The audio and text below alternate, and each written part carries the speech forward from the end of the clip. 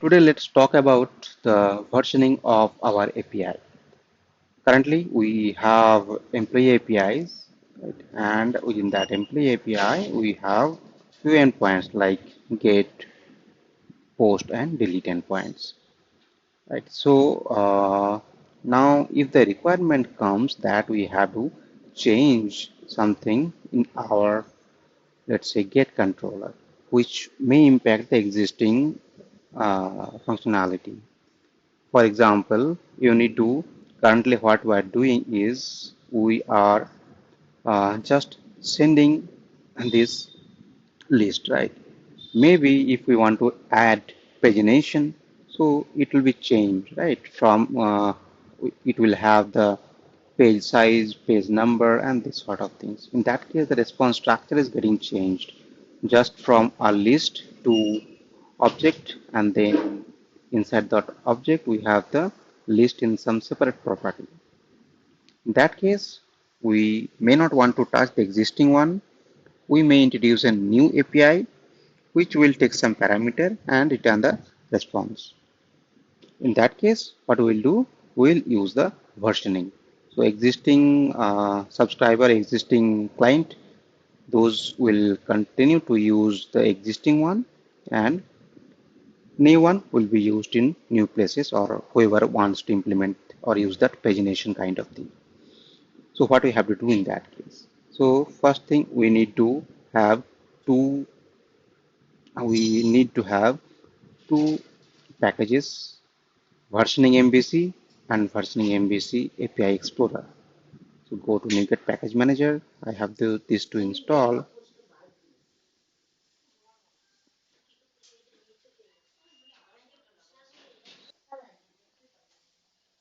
Now we need some configuration. In this API route, we will mention it will be API controller, and here actually we need to give the version. Let's say v, and then we will give version, and version will come from API versioning, API version slash employee. So this will be actually v1, v2, something like that. We'll see this one soon. Now we have to go to the program.cs file and we have to configure that one. First thing we'll do, we will add the configuration for the versioning. So builder dot services dot API versioning, then we will have options. Inside that options, what we will have here is we will say that assume default version if not mentioned, if unspecified, so it will be true, and the default version will be 1.0. So we can remove this one from here. Let's use this one from our package. With this we have to add MVC. Okay, and after that what we have to do is we have to add the API Explorer right here, this one. So what this will do, this will just a template for the version. This will basically replace the version whatever you mentioned, this one, with the v1 or v2. Okay, so we can mention this will replace the version in controller route. That makes sense. Okay, now let's go back to our control. We still have some configuration to do here. We will do one by one. Let's go to controller, API controller, and then we'll use API versioning. Okay, this is good. Let's use this one. This is not for the Swagger, this is for the Swagger implementation, and this one is actually if we try to use this through our, actually when we will be using, basically not for the Swagger only. So let's give it a try. Let's close this, no need to save, and let's try this, and then API slash employee. Now we do not have that one because we have changed these to v1 or v2, something like that. Let's try this and we see this is coming. So we have successfully implemented the API versioning to access the API. For example, if you try to access the V2, do we have any V2 here? No. For employee, we do not have any V2, right? So this will uh, give not found or it's not present. What, how we can do, how we can test to create the V2? Let's create inside the controller. Let's create one file, one controller, not class. It will be controller, API controller. Let's create department controller.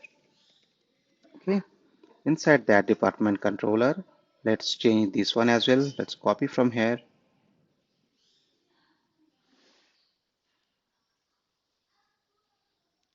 We'll change these to department. This is fine. API controller is added. Now version is okay. Now we have to add the uh, add any get, right? HTTP get, and let's say it's returning this one, which it crashes multiple times. Okay.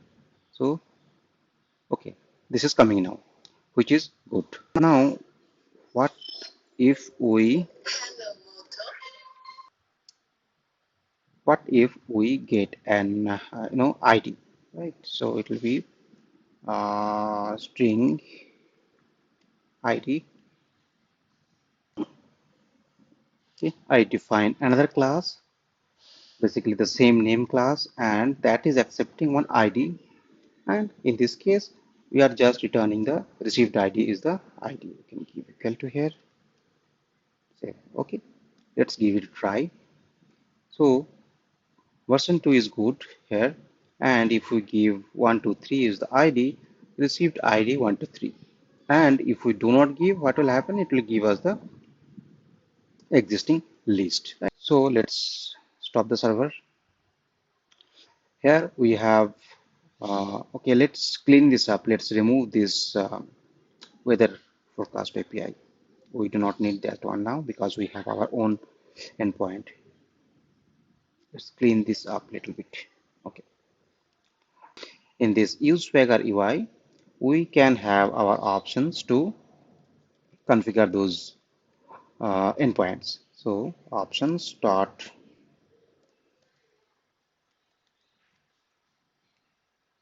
Swagger endpoint, and within that we can mention dollar, then mention dollar, then our endpoint Swagger v1, and we have v2, right? So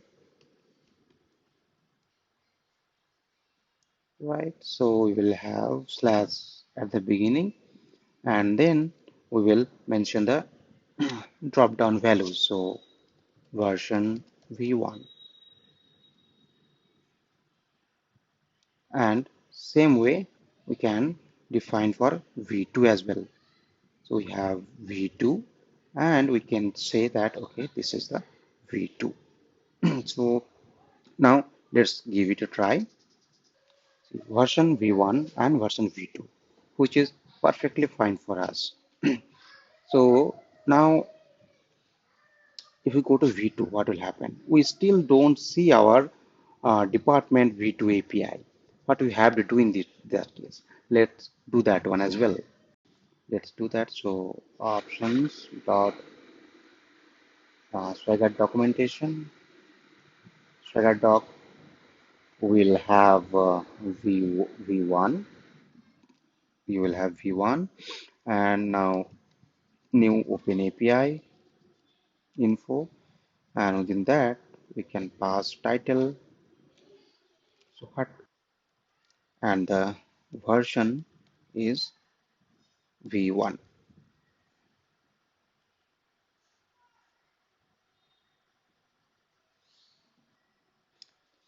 Should be good here. Now let for v2. So this is for v2 documentation. Okay, now remove this one because this is not needed. We have written it separately, and restart this.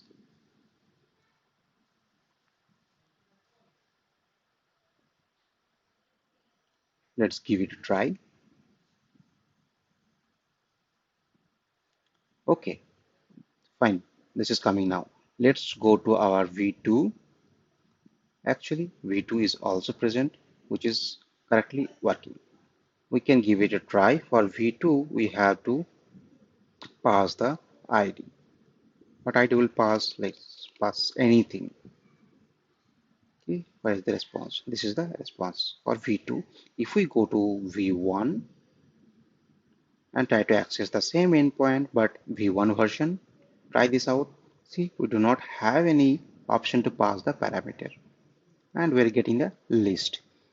So this is how we will implement the our API documentation.